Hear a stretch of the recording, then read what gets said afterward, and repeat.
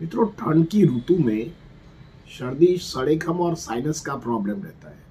उस टाइम दर्दी को छींकें आती है, नाक में से पानी आना या उसको साइनस मैक्सिलरी साइनस में स्वेलिंग हो जाना, आंखें दुखना, हेडेक हो जाना, गले में खिसखिस रहता है, नाक में से कंटिन्यूस वाटर आता है और लिंट आता है। ऐसे जब प्रॉब्लम ठंड की ऋतु में रहता है तो होम्योपैथी की मैं 5 मेडिसिन आपको बताता हूँ। इसमें आप आर्सेनिक है, बेलाडोना है, एकोनाइट है, काली बीज है एंड पल्सटिला दवा का उपयोग कर सकते हैं।